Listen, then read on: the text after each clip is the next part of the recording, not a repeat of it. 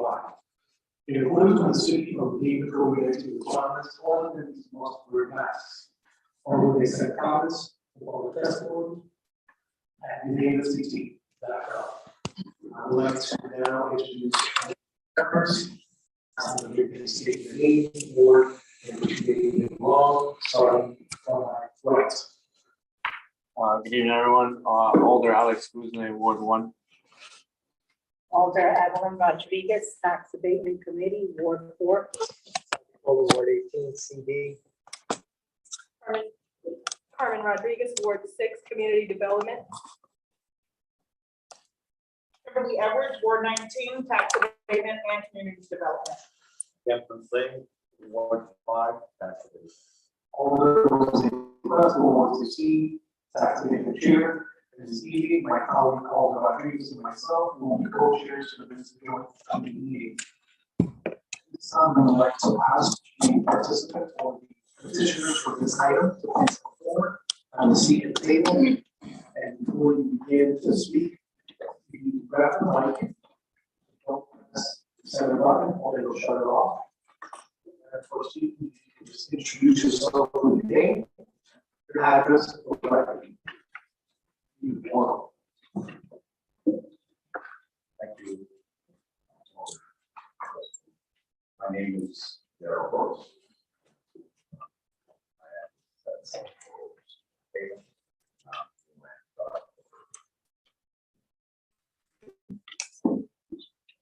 Other question? 115, 32, New York, 1004, 2000 officer, USA.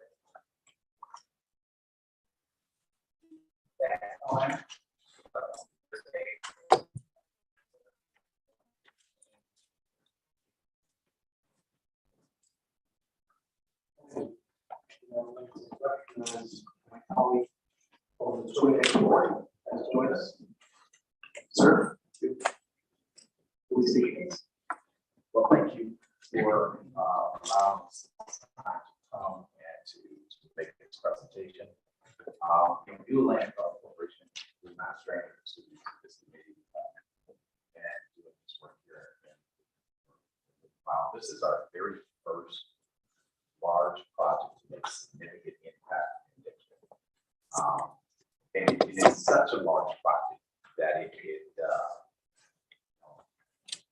couldn't tell you guys the complexities of producing affordable home ownership, not home ownership, but rental. As you all can tell, my language is always about home ownership because that's what we've done. But we've decided to do rental because it's a tremendous need in our city. And as a result of that, we're looking for a partner, and we wanted a partner who's done this type of work well. Help USA has done it. They're a nonprofit, mission driven by our organization, and it was just a perfect fit. And so we began to work on this project. We worked on this project for 2 years, and we were almost there, and then COVID. And so we're back to you guys to really talk about two things. I mean, fundamentally, the project has not changed. But financial structure has, construction costs have, and the need for us to have a 30-year tax abatement opposed to a 15-year tax abatement. I want to let Dave kind of pick up from there to talk a little bit about why that's necessary for the 15-year or 30-year tax abatement. Thank you, Darryl. Thank you, everyone.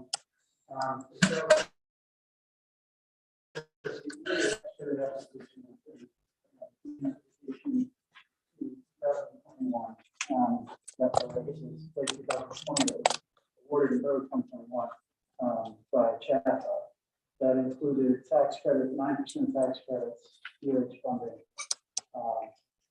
housing vouchers from the Housing Authority, and some other soft funds that we've been able to secure for the project. As often is the case, the review period for when you submit an application and want to get awarded, within 6, 8, 9 months. And usually there's some number movement during that period of time, but we were also dealing with COVID. And so we ended up in a situation where by the time we were funded, we were about $2.7 million underfunded. So we talked to Chapel, we talked with the city, we talked with all of our partners. How do we solve this problem? So we looked at what we refer to as value engineering. So some tweaks to the designs, some tweaks to the materials to try to bring the number down. And we also worked with the city and the state on additional BoA funds through urban ag funds. And then the third piece to that stool, or third piece to that puzzle, was increasing the permanent debt. So the must pay debt service of the building, so the mortgage. And the only way that we could really increase the mortgage, given that the project is affordable housing, was to get better terms over that. And Freddie Mac, which is a federal subsidized loan program, allows for that to happen. But they require a 17-year repayment period, and it amortizes at 30 or 35 or 40 years, which lowers your monthly payment, but you still have to refinance in 17 years. And sorry, last is, if you want to pick it up, you don't know that. So I'm so used to talking about Zoom without my mask. Just to put clarity, you can speak, so. Okay. Thank you. I don't think I've ever publicly spoken with a mask, because it's always been remote and I've had it off. Didn't realize how hard that was. Where was it? So the mortgage will mature after 17 years, which means the project, that loan will have to be refinanced. With a 15-year tax abatement, the first mortgage lender, Freddie Mac, won't feel comfortable that the project will have enough cash flow based on the affordability restrictions, which go out 40 years. And honestly, it will go out longer than 40 years, because the mission of our two organizations is that this be permanently affordable. So the only way to get Freddie Mac comfortable with the loan is to extend the pilot to 30 years. So that at year 17, when we go to refinance that loan, the operating income that the building is generating will be enough to support the new debt service payments. And then we'll deal with it again. When I say we'll deal with it again, I doubt anybody in this room will deal with it again. Somebody of like 35, 40 years from now will deal with it again and refinance it again. But in the short term, to get through the underwriting, which added about $400,000 of additional sources to the project, we need to extend the pilot. Excellent. Any additional comments from the listeners? Well, I would like, Zach actually has a handout, so if we could give that to the committee members. But one of the things we're asking for is that the structure for this, for the tax abatement, is sort of set up just like out. And that's the way these low housing tax credit deals typically work. And so the other piece that I wanted to bring up is that this project is extremely important, I think, to Dixville. It's really going to change the face of Dixville in terms of renewal and what redevelopment looks like. And the real important thing here, if I can share with the committee, is that this project is going to be deeply affordable. 80% of the units that are going to be built here in this neighborhood are going to be affordable. We had to add market rate, because I would have preferred 100%. But in order to score well on the LIHTC application, you had to have some market rate. And so, so there you have it. We have to stick in some market. But and that's, yeah, that'll be the remaining 20%. And so, so this project is really, it's mass timber. I'm certainly not going to bore you, and our mass timber developer expertise is not here tonight. So I'm certain Dave doesn't want me to pass the mic to him on that. But mass timber really is going to be a benefit not only for the environment, but for those that are, if you have asthma living in this building, it's going to help with breathing. It's going to be the point of, what's the word? Exactly. Yeah.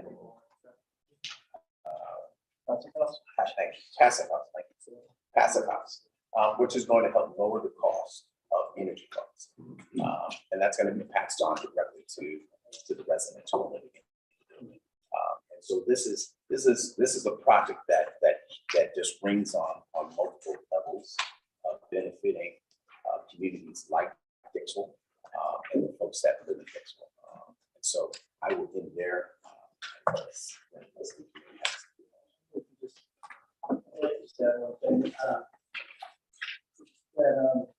Over the years, we've seen affordable housing change, right? I mean, when you hear the term affordable housing, your mind kind of goes to a certain image.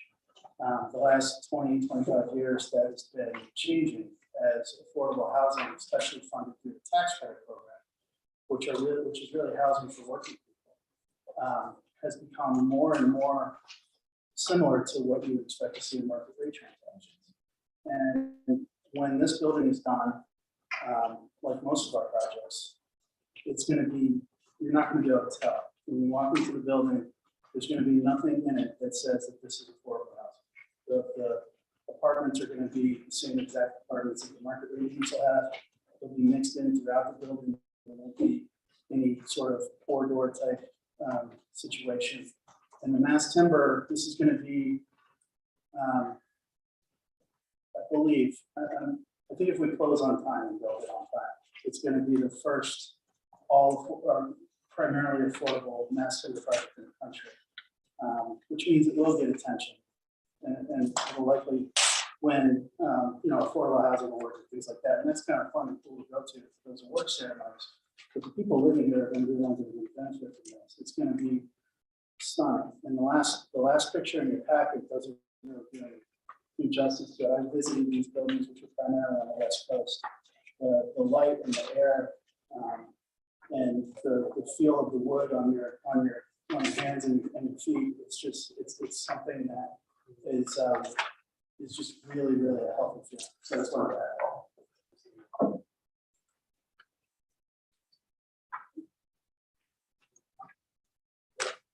Before maybe to recognize Alder from Ward 1.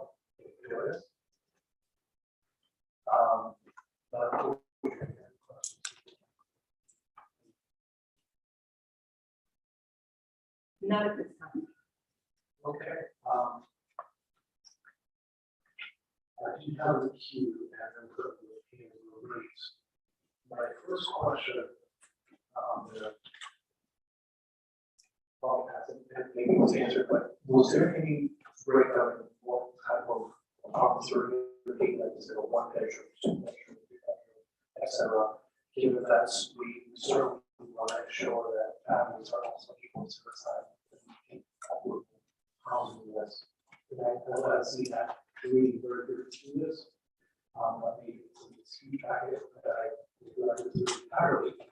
Talk a little bit about that. There are 69 units total. Of those, 20 of 2 units are 1-bedroom units. There are 12 2-bedroom units, and the remainder are 2-bedroom. Same for the last part. I got 21 bedrooms, 12 2-bedrooms, bedrooms. and 3 bedrooms, and then the rest are. Excellent.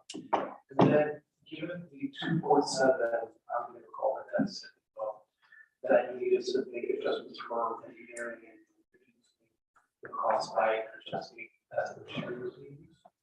And some of it is either energy efficient or is very highly valuable to those asthma. But I just want to ensure that we will hold to ensure that this project goes through for the fact that we do this, you know, advocate for my constituents in the city. That the materials that are being used are certainly quality, we have to ensure that we live housing for every single person is up to par. So, Exactly. Thank you. one of the things that was really important to BoA, we're literally right across the street. I'm with you on that, because, they're certainly not gonna travel down to New York. They're gonna come right across the street, and so BoA is gonna have a really visible presence in this community, as we have for the last 20 years. And so that was a concern. And that was, again, our concern, to make sure that what we've put into these buildings and what we want these buildings to look like, as Dave said, that you're not going to be able to tell the difference between a market rate and an affordable. And I'll let Zach really go into the details, some of the things that we had to kind of pull out. But one of the things I can assure you that we did not do was the quality of materials and what the building and the units are going to look like. Yeah, just as Daryl said, I think the overall, the type of items, like an example, that we were able to cut costs on are not things that I think in any way impact the feel of the units themselves, which we tried to design thoughtfully, ways that feel not just at the bare minimum, but dignified. People will hopefully appreciate the next level of finish. An example of the kind of thing that we were able to eliminate, and these things will also be worked back in if we're able to later in the project. But for instance, in there's a parking garage that has acoustic ceiling, so like the drop kind of panel square ceiling that you see.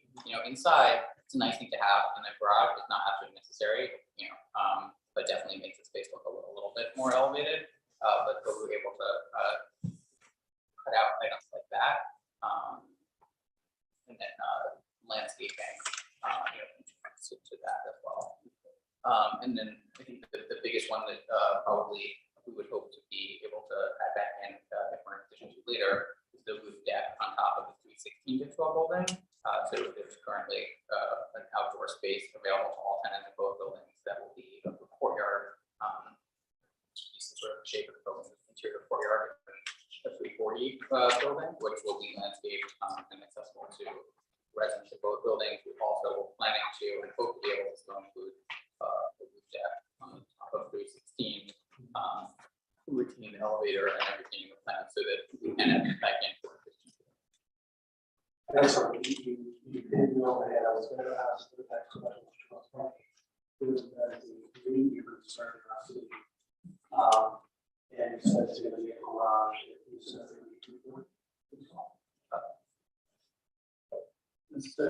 The courtyard is really the green roof of the garage. You want to think about it that way. So the parking is surface level, but it won't look surface level because there'll be a corner.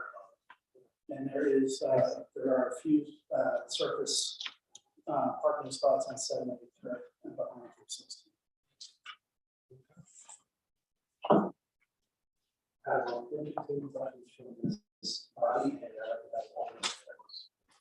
Thank you, Ms. Chair. I have one question.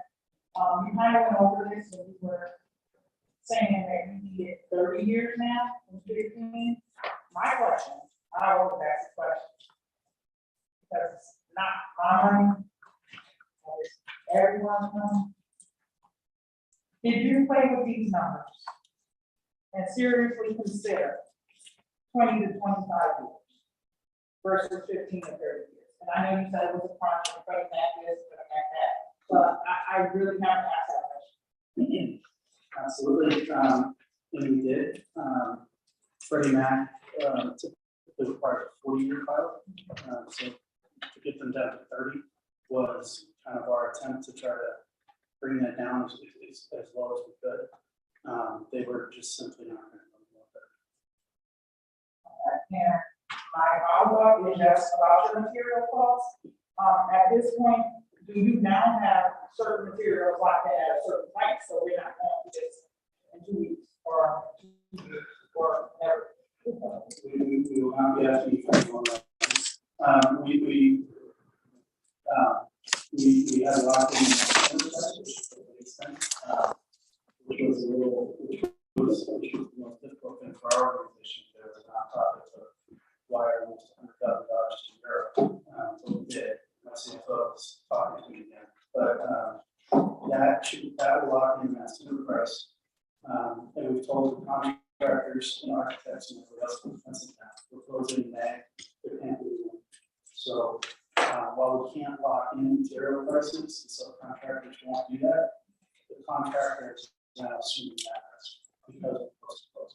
If we miss our closing in May and say it goes to August or September, then it's sort of all bets are off. So it's important for us to stay on schedule. If I might add, one of the problems, and I dare not speak as an expert on this, but I will say that because of the tight financing market and because of the interest rates going up, inflation, the numbers are changing, drastically. So we're on a timeline to really get to where we need to be in order to close. Otherwise, we risk, having to close and then having to delay closing and then having the increase in costs to close, which then jeopardizes, the investment made into mass timber. So there's a lot of moving pieces here. We certainly would have been able to do this without helping their expertise, but I will say that, we're on the edge there where we got to get to the finish line. Yep, I have no further questions at this time, Mr. Chair. Thank you, Alderman. Thank you, Chair. Really. Thank you again. I don't think there's too much. We've been looking at this project for a while now. On the baseball side. My question is really some in reference to what is affordable housing?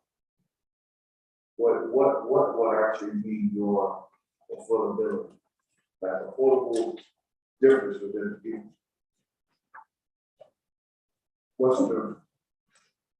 I'm going to, Zach, I don't know if you have the exact breakdown, but I'll let you chime in. So I don't want to put the number on it. I want to say 20, but 20 of the units are going to be set aside for at-risk homes. Right? And we're talking about 50% of the A, not the New Haven County, but New Haven. And so, and then 60%. And Zach can actually give you the actual unit number breakdown, but that's what affordable for us is. At risk for homelessness.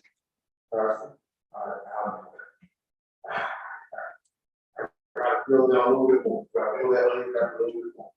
Right? I'm gonna pull some layers back because once again, we need this. There's something we need. Right. We need it. But I wanted to, market rent, affordability. Like we need to know. Is it $2,000 a month affordability? Is it $2,500 a month affordability? I don't have that number. Yeah. So there are, the affordable component of the building, which is 80% of the units.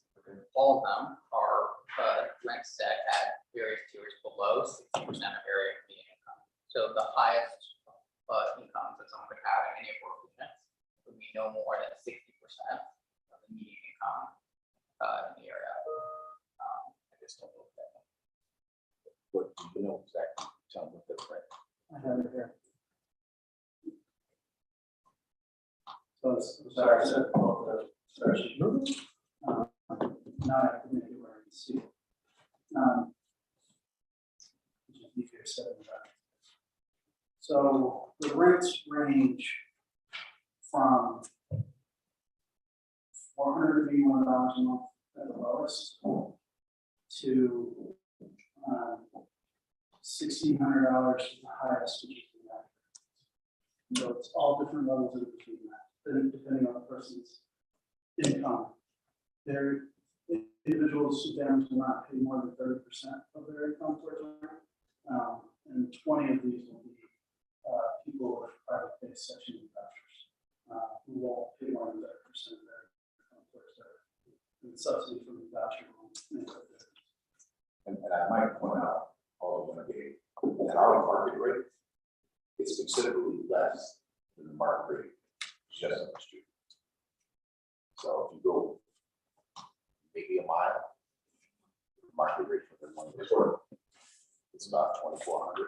With that, I'm trying to give you, that would be east, going up towards Prospect. All the Edwards. Okay, I just want to. So give you an example of we also wanted to make sure that the unit sizes were equitable across the MI bands. We want to get into the weeds of language. So 4 of the 3-bedroom apartments are set aside for the very lowest income, and those units are going to rent. So it's a 3-bedroom apartment, $650. I don't think that, that's pretty deep subsidy, and that's without vouchers. So we're trying to make it, and this was actually Gilo was on this from the time that this project was introduced to us to be part of, was that there were certain elements of the project that it was non-negotiable. And it's very affordable family housing. It's a good thing. We have one more.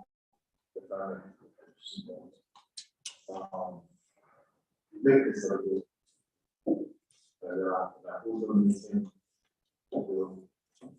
Our company, BoA, Development Corp. We have a property management company called Health Property Management Company. We will be the property manager, so we'll be a full-time maintenance supervisor, that position, and a part-time porter type, janitor type position. And as Darryl said, it's going to be across the street, so when they feel like they don't have what they need, they know where not. And over the course of the initial 15-year low-income housing tax credit compliance period, where we have a tax credit investment project, we'll be working with the investor and BoA and help to eventually transfer all the property management functions over to BoA. Which the only reason we're not doing that now is because they have not managed tax credit projects. They wouldn't be approved as property manager. We're working in partnership with that.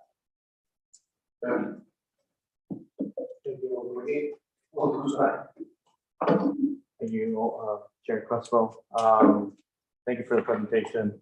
I just have a few questions. You mentioned as part of the individuals who will be residing in these affordable apartments, portion will be individuals who are at risk of homelessness. How are those individuals be identified? Whether it be through nonprofits in the area or partners. You just share a little bit more information about that. We entered into an agreement to work with House as a social service provider, and they would help us with those referrals for those units. Thank you. And then a follow-up to that question as well. Just shed light a little bit more on how the residents in those affordable units will be selected, whether it be to work with the city, its apparatus, or again through another process. Talk about that as well. The units that have brush-based options want housing for everyone. The other affordable units, it's a good question, and I don't think I have the answer right off the top of my head on what the tax selection plan says. But that's information you can get back to. Each place that we work is a little different. Some cities manage that whole process. Others require a lottery. Others require just a marketing tool. We'll work with what the city typically sees on leasing those units. Thank you. That's all from me. Thank you, Mr. Chair. Thank you, Alder Rodriguez. 4 point. A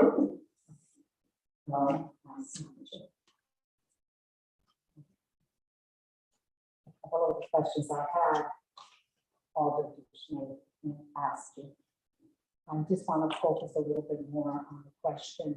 You have 14 units, 20% of 20% of 69 units is 14 units. And you indicate that it's for chronically homeless families and individuals. And my question is, as you have indicated to Alder Duchesne, where are the families coming from? That would be very significant, and how exactly it is that you're working with these chronically homeless families. And you're going to be in the main, or one of the main areas of the city, which is Dixwell Avenue.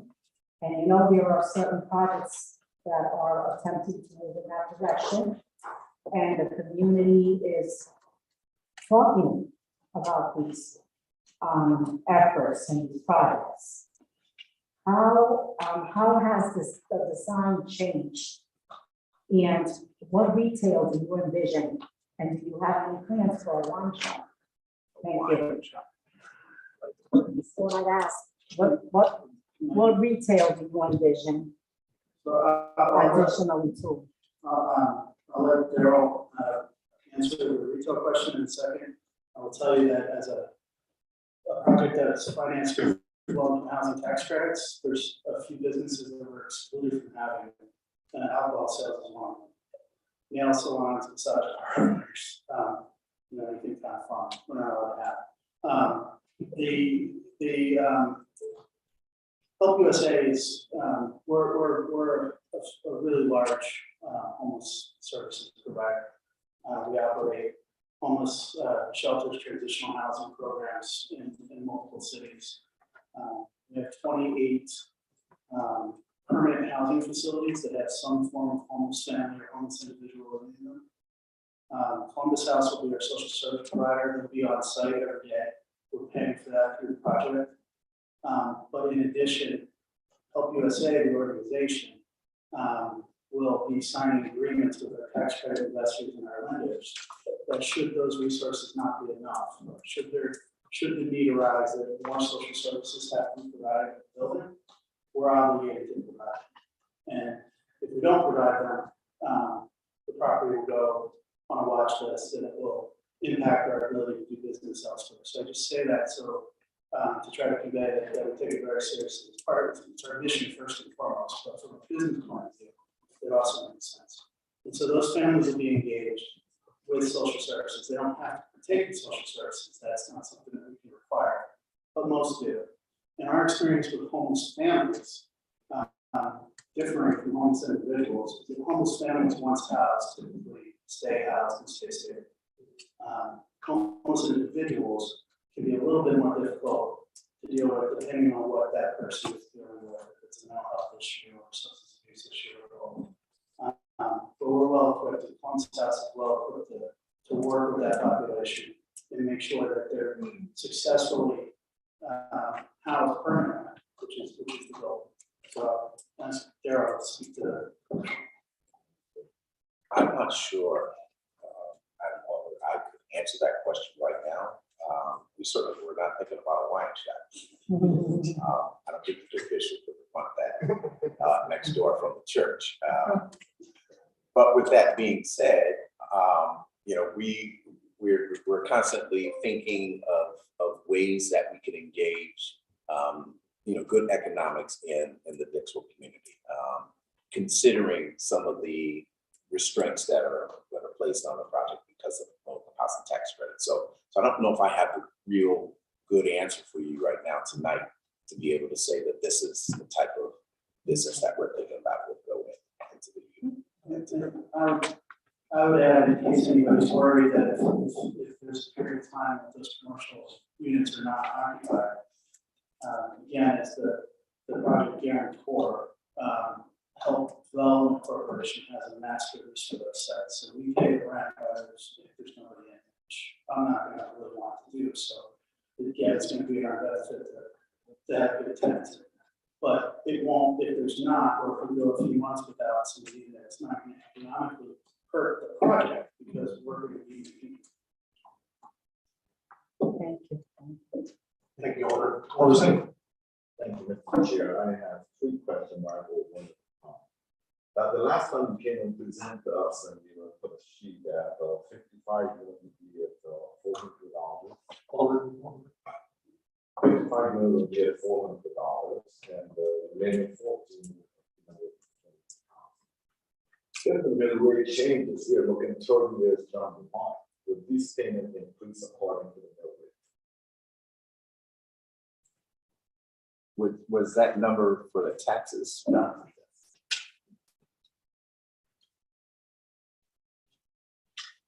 That's what we presented as the last time. Yeah. Just see if that's all right.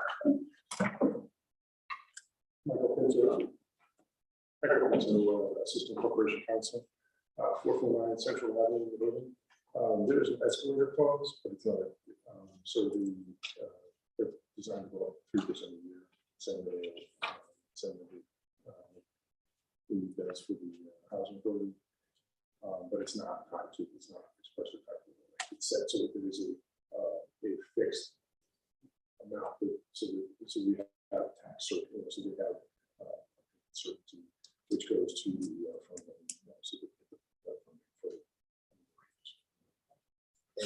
fund, so So we will the increment of the middle rate, we will have a 3%.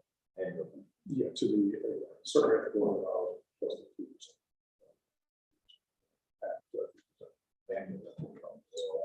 The parking facility issue that this the parking will be along with the tenant rental or that would be an extra charge for parking. It's currently anticipated that we charge. So the reason for that is that we don't have one water. And the other reason for that is that the way that the financing works is that there's no source of funding to cover the construction of the park. So it increases the debt of the project.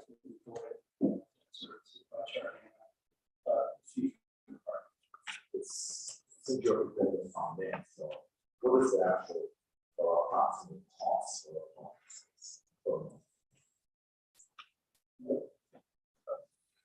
So we were anticipating charging $60 per spot. So that could be an additional cost. Next question, Mr. Chair, you and would you come to hire a local fix out new residents in terms of the maintenance of the buildings and yeah, so we had, as David said, work closely with help USA to assist and to learn and to be hands-on with the property management. Most of those, you know, for instance, plowing is going to be local, right? Landscape is going to be local, and I'm certain that Dave is not going to put somebody on the train, come down from New York to work, you know, 5 days a week there. So I Dave, please step in my toe if I'm speaking out of turn, but I believe all those individuals will be all over the health employees that we work with locally here and from the We actually track this. As I mentioned before, we have 28 properties spread out in 7 different cities.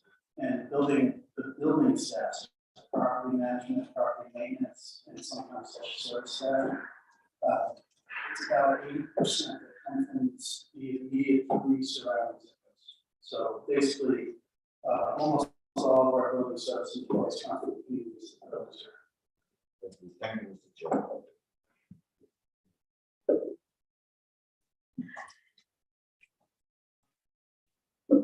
Thank you, Alder.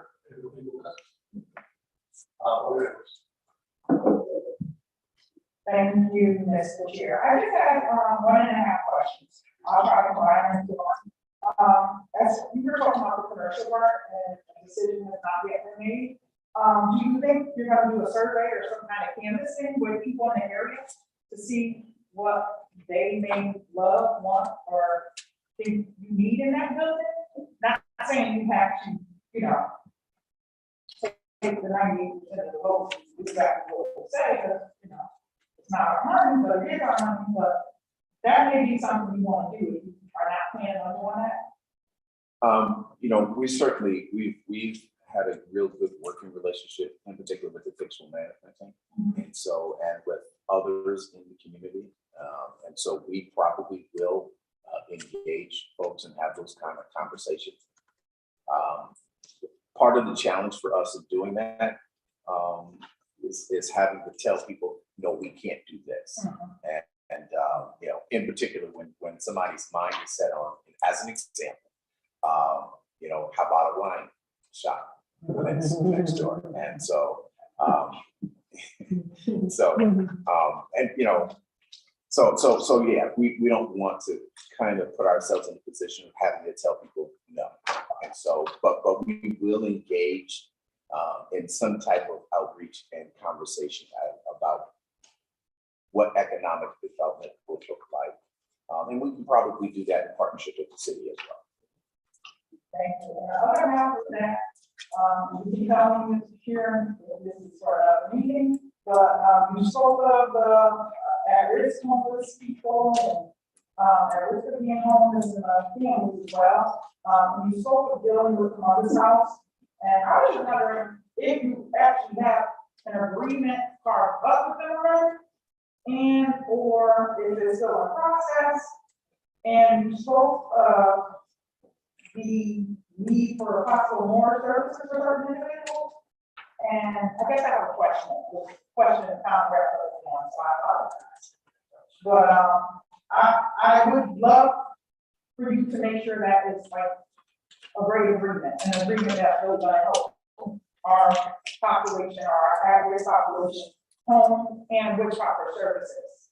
I don't want to see what we see now in the city with some people that have been homed and housed with COVID funding through the same place along this house, because in our neighborhoods, we see some of the rehome people, they're not getting the proper services, and to me, that's the problem.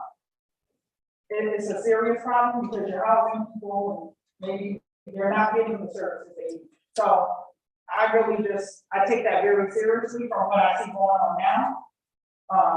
One, because of the funding mechanisms that are used, and it's just serious because people are at risk. They can either hurt themselves, you know, hurt other people, and we do need to make sure they're getting the right services. I know you guys are realtors, but you have that social services component in your clauses. So jump in anytime because I probably will. Sure. No,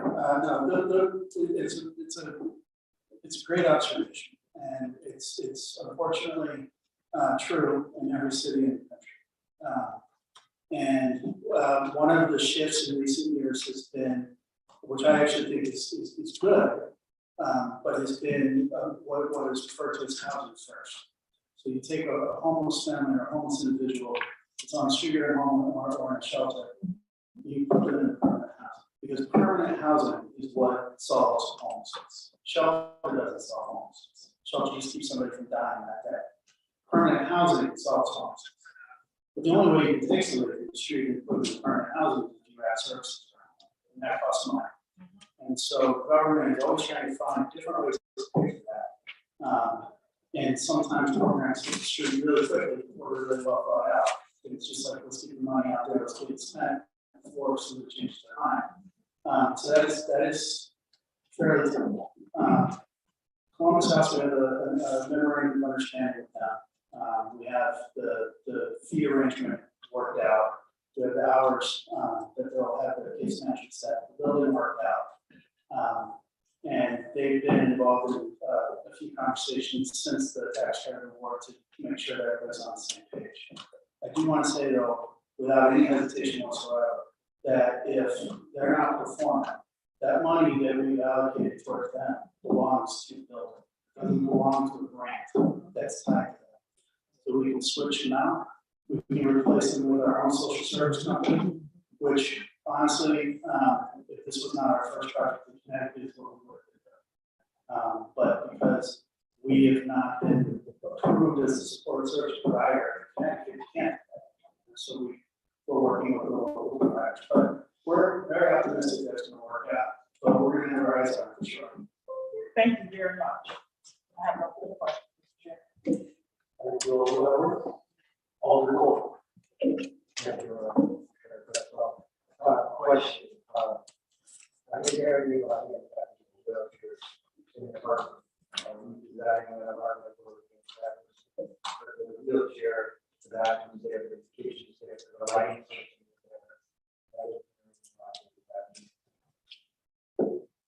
Yeah, I don't remember the unit count exactly, but there are throughout the building accessible, two types of accessible units. So units that are accessible to people who have like AD units, and then also those units are also will have audio visual accessibility built in. So for someone here, see how like set the doorbell, or and also. So I got notification. So there, it's 10%, so 7 units rounded up, fully handicap accessible. And with the audio visual, so it's going to be strobe lights and things. All of the units are what we refer to as visitable, meaning you can go to somebody else's apartment in a wheelchair, use the bathroom, go to the kitchen. Both buildings are fully elevated. And all of the apartments are going to be what we would consider adaptable, meaning that somebody comes wheelchair bound while they live there, they don't have to leave that unit. We can lower our cabinets, we can make the changes in the bathroom so that they can stay in their apartment. That's standard across the board on all of the projects that we work on. I think it's federal law, and we've done it from time to time. Hopefully, people live here for a very long time. So, as people age, their situations change, and their apartments need to change with them. The second part is, we've been having a task force on elevators, where you have a service contract. You should have elevators. Some of the buildings don't have service contracts, their elevators don't have leaks. I just want to know where you have service contract. If at some point if we're off the record and maybe at a tavern, I'll tell you what things, but it is terrible to try to get service without service contracts. Yes, we have service contracts. We're actually in the process now of doing a global RFP for our portfolio to have preferred contract vendors. It depends on the type of elevator you put in, what kind of, who can do the service on those contracts. But yeah, all the elevators are service contracts. They'll be annually inspected, they'll be maintained. And we have a redundancy of elevators, so one of those down is still I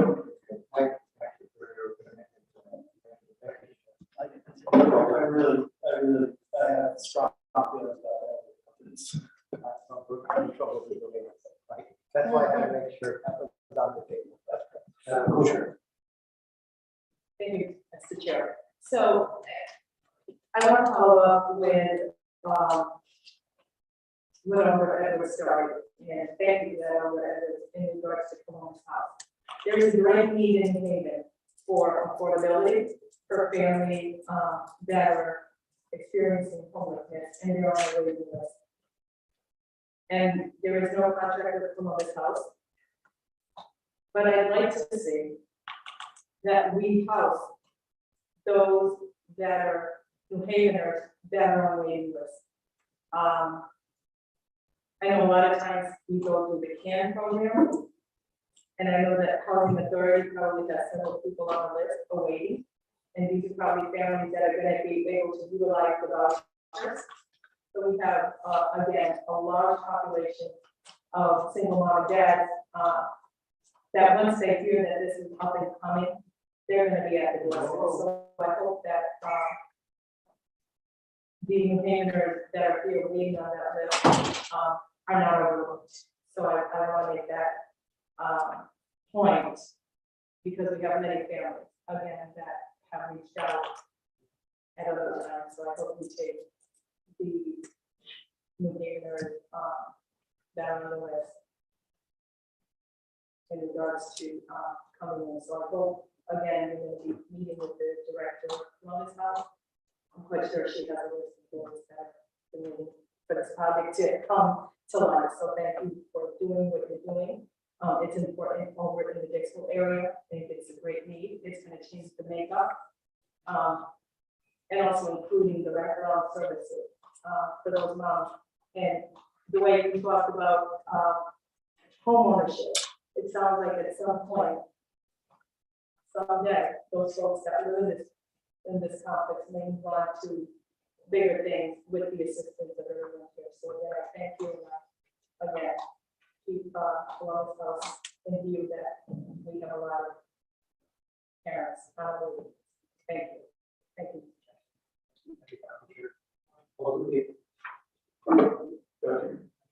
Chair.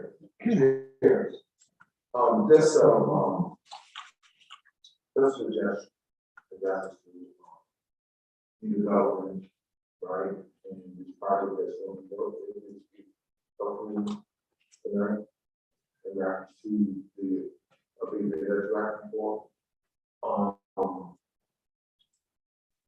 don't know if you already targeted, entity of like having new residents be a part of the development, construction of it.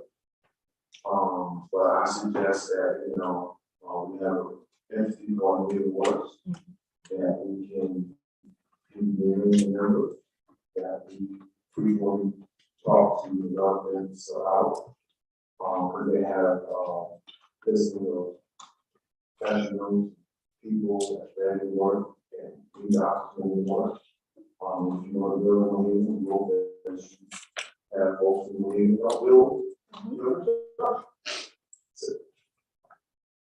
I don't know if I could jump in here. Absolutely. So all the Wingate, that's one of the things that has been very important to BoA. And that is to, our mission is about engaging not only in transforming communities, but also empowering, equipping, and employing individuals, companies, firms, the like. And so I'm actually going to be speaking with, and I forget her name right now, not Melissa. There's another young lady that called me. No, but I can't think of her name right now. So I mean, if we keep going down the list, I'm certain. So yeah. But at any rate, Tyra, thank you. And so I'm, we're going to be interested in a pool of individuals, bodies that live in Dixville, live in the city, that look like the residents of the city, to work. One of the things that was important to me, extremely important to me, was not only because I detest this just fundamental person, and that is that when you walk into an urban center, people who do not live, reside, work, or play there, drive in, build the community up, and then leave and take those resources with them. And the important piece for me is that the individual who lives in the community is going to go around the block to their home, and they're going to put that money back into their home. They're going to have some resources to, either go to the corner store. And so there's a whole, network of community development that happens when you employ people who live in that community. And so that's been paramount to me. My partner has agreed to work with us in that regard. And so yeah, we're going to be talking with the contractor, and here's a list of people you can hire in terms of employees, or here's some subs that we've already went down that road with subs. And so we're excited about about the opportunity of this project because it provides opportunity not only to transform what our community can look like, but opportunity for people to come forward.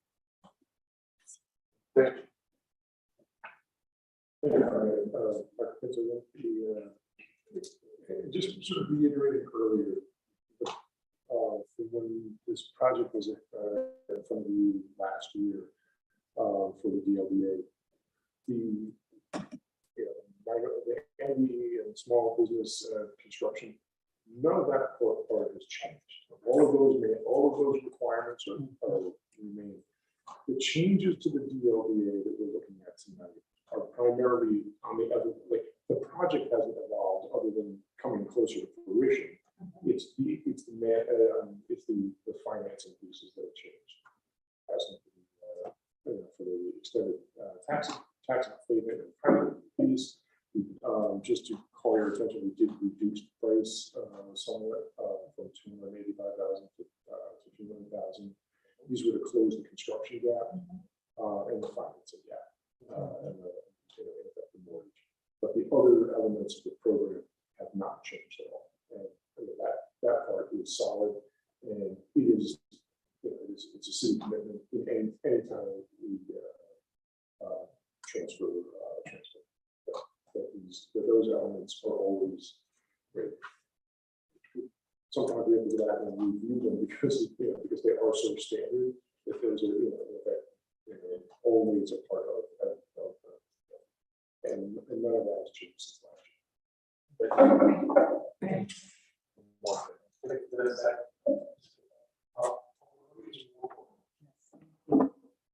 Thank you. Usually, there's really not a lot of turnover, and there seems to be good partnerships established between landlord and tenant. My question, and I go back now to the homeless because we're talking about affordable housing 8%, which is great, and the addiction and recovery. I have transitions homes from Columbus House in my ward, so I know how they work. But my concern, and I wanted to talk a little bit about that, because now we're talking about the individual, and we know that we have the opioid epidemic, and we have a lot of people without homes and stable homes. So it would be interesting to see how this model will effectively include, because we can all get sick, right? One thing or another, and go back and forth in and out of the hospitals. And this is what we see a lot of times, individuals there to recover, but they're homeless, they don't have homes. So it's going to be interesting to see how would you include these individuals that need homes and that are in recovery and in and out. I'm sure that there's a case management model. So I just wanted to know a little bit more. How are you going to include this type of family in 69 units? And then there's the young adults. In homelessness, we have a lot of young adults. They're good, they're thriving, okay? However, they don't have a place of their own that they can call home. And so just, are you going to help address those two types of individuals in the homes? Thank you, in your housing. So they might be able to address that in a little bit more detail, but the hope is that, when we get these individuals coming from Columbus House, that Columbus House will be bringing their wraparound services to support an individual, no matter what their challenges are, what they face. And so that's our hope. The piece that brings me comfort is the fact that my partner has extensive experience with providing those wraparound services. In fact, when we started looking at partners to come in to help us do this, we looked at a number of partners. The only one that was really mission driven was Help USA.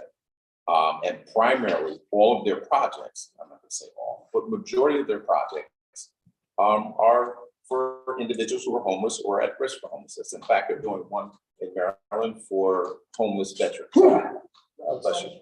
And so they're doing one for homeless veterans. So they have the expertise and the know-how to kind of do these kind of projects and get these things done. And so we're talking about, you know, a smaller number than what they're accustomed to. So I'm my comfort level in terms of them being able to get the kind of services and really integrate into the community that we're going to build there for them. It's going to work. Thank you. Thank you. Coming back to the discussion at hand, which is the development, the tax abatement.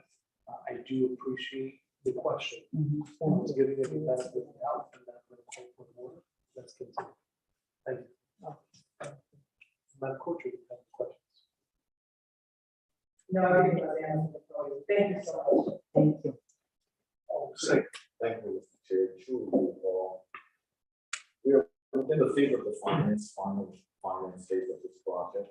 When finance approved, what date do you anticipate that anticipating will be having shovel in the ground, and when will be having a river project? thank you all your time. Thank you, Mr. Chair.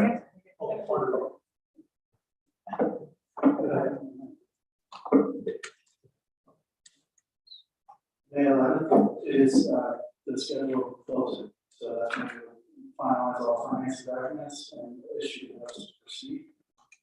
First shovel on the ground would be May 12th, May 13th, somewhere around that period of time. So it's 14-month construction schedule, which puts us into July of 2020. right, so July of 2023. And then a lease up period basically the rest of that calendar year. So if all goes well, and there's no delays, the building should be fully occupied by the end of 2023. And we will do all the ribbon cutting and the groundbreaking. We'll let my friend here down this next.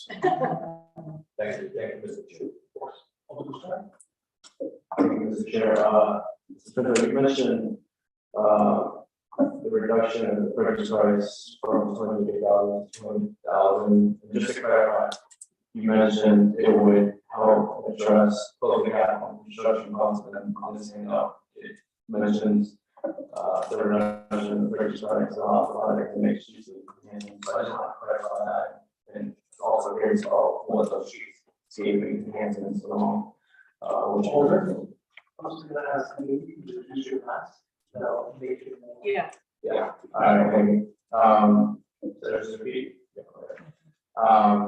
Yeah, so the Pinto mentioned by reducing the purchase price from $20,000, it would close the gap in construction costs. I just wanted to clarify, the handout mentions that the reduced price would allow the project to make streetscape enhancements. So I was just wondering if that reduction also not only reduces the construction costs, but also addresses the streetscape enhancements that I mentioned. So one of the, in our discussions, there was some, city was concerned that some of the streetscape enhancements would be value engineered, would be reduced as part of the value engineering. And obviously, it's important to have the building, but it's not sufficient in the building. So by reaching out and working with DOH and being able to secure the Urban Act funding, and by reducing the price, we were able to reduce that construction gap, which allows for some of the some of the things that were being value engineered out to be put back into the program. Thank you, Mr. Chair. Thank you. That's amazing. Any more questions from the committee? Any more comments from the petitioners? Last comment. thank you all for allowing us to come and make this presentation. And thank you for putting it on your schedule and hearing us. This project is extremely important to Dixville. It's extremely important to the residents who are going to benefit. And so I would ask one more favor of this. Just one. It's a very small, light thing. I think it is a UC request. Yeah. And so we're still facing some enormous challenges and uncertainty. So I would ask this committee to, if it's possible, to discharge this tonight from the committee to allow for us to be able to ensure that we're going to close on May 11th. Delays beyond May 11th puts us in a realm of uncertainty that,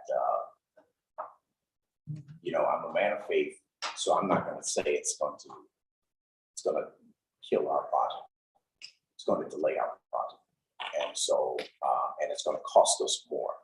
And the problem with costing more is that people who really could benefit from this project, a community and a neighborhood that could benefit from this project, is going to be delayed to have a project of this magnitude. Again, it's going to be the first in the country affordable housing mass timber project, which is huge. And so I would welcome you to consider that. Audacious of me to ask, but I would ask that you consider that request. Thank you for your time. Thank you for allowing us to. Thank you. At this time, I would like to entertain any public testimony in favor or against this item. Again, I would like to ask for any public testimony. Please come up. Maybe you need to take name and records. You, Chair Crespo, Co-Chair Rodriguez, and members of the Community Development and Tax Abatement Committees. I just wanted to come before you tonight and state my support and the neighborhood's support, unequivocal support for this project. It sits right in the heart of Dixwell Avenue, and it anchors the border, so to speak, between Dixwell and New Hallville. I can't tell you how many times people have asked me if anything is ever going to be built on this lot. It's very prominent, right across from beautiful Mount Gideon Church, and it's been vacant for far too long. But I just want to commend Beulah Land and Daryl for all that they've done in the neighborhood. I mean, their imprint is all over the Dixwell neighborhood. And also to just recognize the vision of this project that they've put together with help and with the Greater Banshee architects. It's exceptional, right? It is eco-friendly. It is, I would say, almost luxurious for housing, and it's affordable housing. And it's the kind of affordable housing that we always talk about on this board. 2/3 of the units in this project are going to be 50% of AMI or lower, and a significant number of those are 25 and 30% of AMI. So this really meets the urgent need that we're all aware of in our city. So I just wanted to state that support and reinforce the request for the discharge. We heard how this project was on the roads due to COVID. Now we've got potential for global conflicts and other things that affect the supply chains. So we are just eager and anxious to get the financing locked in for this project. Nothing would make me more proud as an alderperson and residents. We've got the Winchester project, the 201 Munson project, Concord project. People are just ready to go to bat for this project in particular. before you leave, that, I don't have any. Oh, I'm sorry. I'm too used to being a man at the table. Yes, Stephen Winter, 459 Dixon Avenue. So I'm just a couple blocks from the front. Thank you. Thank you. Thank you, that doesn't move in favor, I'd like to also thank you for the works all the what we have to do with us. However, in public testimony at this time. Going twice, I will take public testimony in favor or against. Finally, I will entertain any public testimony in favor or against this item. I'm supposed to close the public portion. Second. There is a motion and a second to close on portion discussion. Seeing the all in favor, we give it aye. Aye. Any opposed? As item is on portion of the closed. What is this?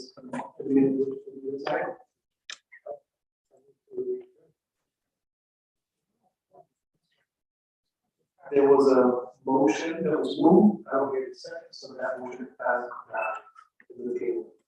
I entertain any additional motions. Discussion.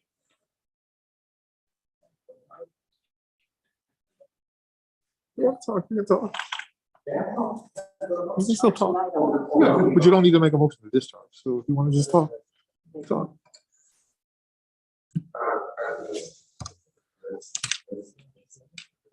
Zoom, when you on Zoom, you do the Zoom thing, we back in person now, right? We need to discuss some of this stuff in person, right? And I think it's a phenomenal project. I think that we should be happy to walk in with this kind of, just like all the points said, this is something that we've been talking about. This is a part of what we want for our city to look like. Of course, we gotta do our steps and balances for any project that comes to the city. Clearly, this is what we've been looking for. It's here before us now, and I support the project. I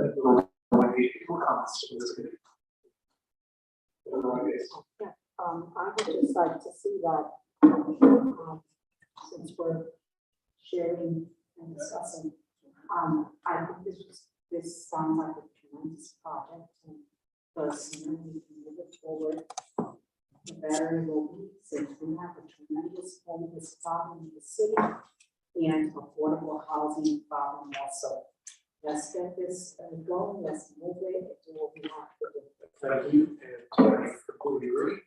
And we certainly can discharge this item, or you see, can we make it do that? Or.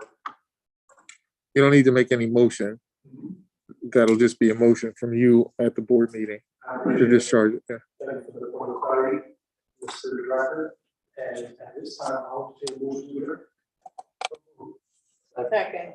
No need to discuss, a motion has been moved to second, all in favor to conclude this meeting, indicate with aye. Aye. Any opposed, abstentions, that is concluded.